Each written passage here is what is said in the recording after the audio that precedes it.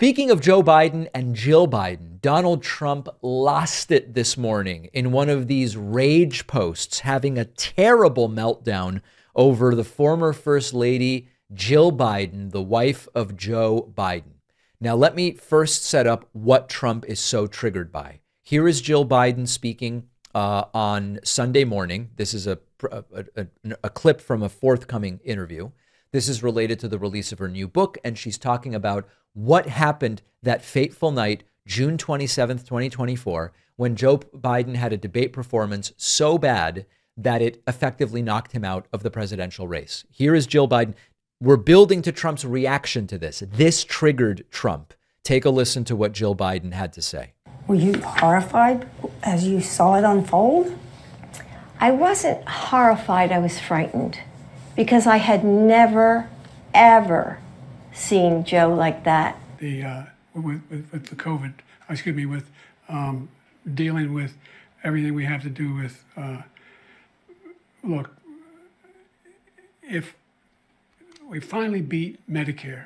Thank you, President Biden. Before or since? Never. Or since? Yes, or You've since. never seen him like Never. that? No.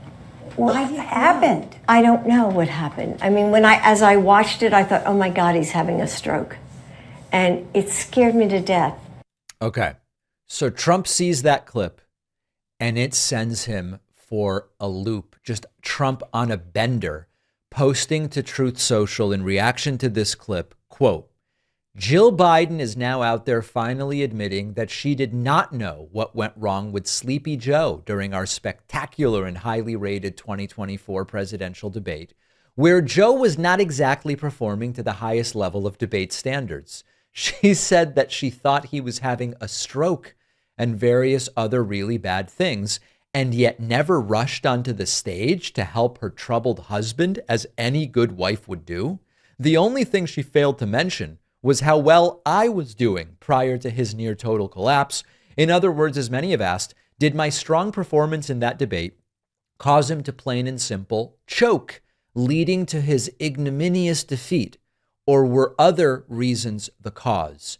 Nobody knows the answer to that, but I do. Now, I don't want to focus in on this little detail, but it's sort of weird that Trump goes, why didn't Jill Biden rush onto the stage to help Joe? That's very weird. How on earth would her rushing onto the stage have helped him? That doesn't really make any sense. But this is a fascinating post from Trump because he's accidentally revealing his biggest insecurity. Trump says the real story isn't Joe Biden. It's not what was happening to Joe Biden. It's that Trump is obsessed with proving that everything revolves around him.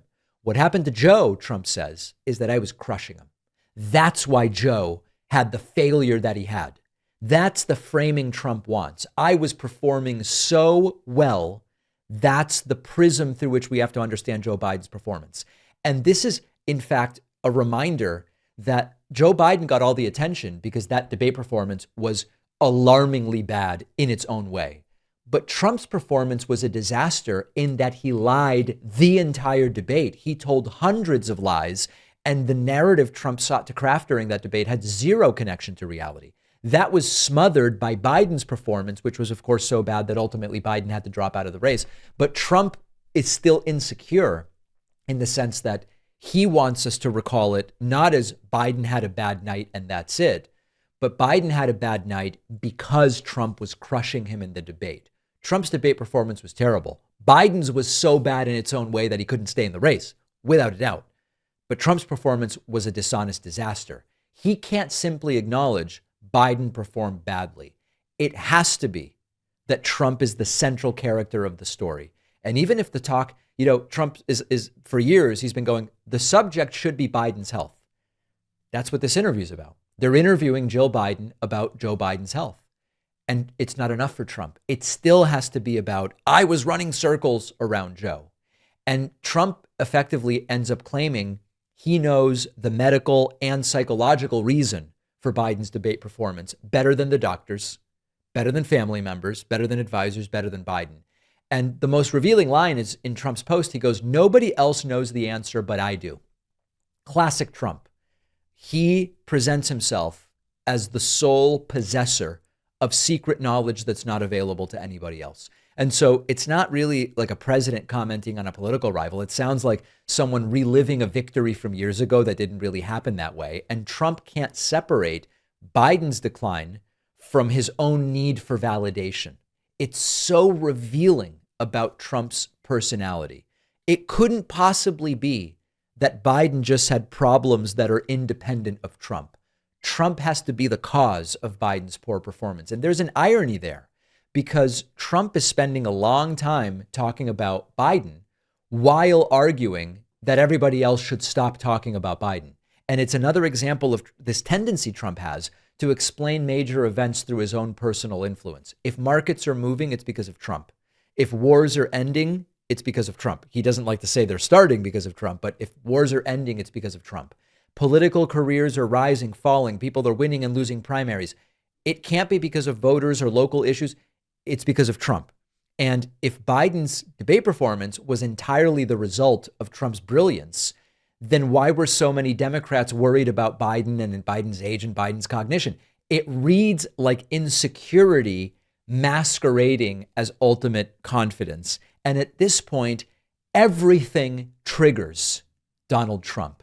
Most sweet snacks are either satisfying or sensible. Our sponsor, Magic Spoon, is both. Magic Spoon treats are crispy, airy snack bars with 12 grams of protein, 7 grams of fiber, 0 grams of added sugar, and 2 to 3 grams of net carbs. They come in great flavors like marshmallow, chocolate, peanut butter, and double chocolate, my favorite. A perfect, sweet, light snack I can throw in the bag and take on the go. They remind me of cereal bars, same texture and flavor, but without the carbs and without the sugar. Magic Spoon is easy to find. Just look for Magic Spoon at your local grocery store. They also rolled out treats nationwide at 7-Eleven. And if you haven't tried them yet, check out Magic Spoon's new protein pastries. High protein, low sugar takes on the classic toaster pastries I grew up with. You can get $5 off your next order, including the protein pastries at magicspoon.com/Pakman. The link is in the description.